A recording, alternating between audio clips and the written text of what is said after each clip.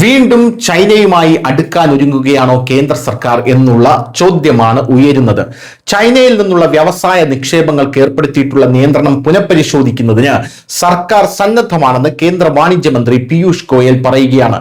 ഇന്ത്യയുടെ ആഭ്യന്തര ഉൽപാദന മേഖലയുടെ വിപുലീകരണത്തിനും ആഗോള വിതരണ ശൃംഖലയിൽ ഒന്നാം സ്ഥാനം ശക്തിപ്പെടുത്തുന്നതിനുമാണ് രാജ്യം ലക്ഷ്യമിടുന്നത്.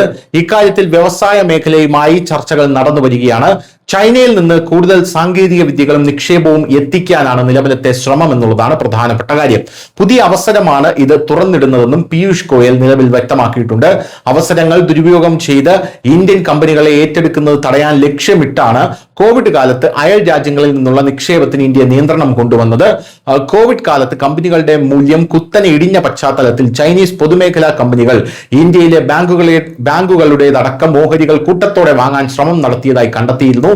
പുതിയ സാഹചര്യത്തിൽ ചൈനയിൽ നിന്ന് ഇന്ത്യയിലേക്കുള്ള നിക്ഷേപങ്ങൾക്കുള്ള അനുമതിയുടെ വേഗം കൂട്ടുന്നതിനും വിതരണ ശൃംഖല ശക്തിപ്പെടുത്തുന്നതിനും പ്രഥമ പരിഗണന നൽകുന്നതായി അദ്ദേഹം അറിയിച്ചിട്ടുമുണ്ട്. അമേരിക്കയിൽ തീരുവ സംബന്ധിച്ച് കൂടുതൽ വ്യക്തത വന്ന ശേഷമാകും ഇനി വ്യാപാര കരാറിനെ കുറിച്ച് ചർച്ചകൾ നടക്കുകയെന്നും മന്ത്രി പറഞ്ഞു. ഫെബ്രുവരി ആദ്യം ഉണ്ടാക്കിയ വ്യാപാര ചട്ടക്കൂടിൽ നിന്നുകൊണ്ട് നിയമപരമായ കരാർ ഉണ്ടാക്കുന്നതിന് ചർച്ചകൾക്ക് പദ്ധതിയിട്ടിരുന്നു.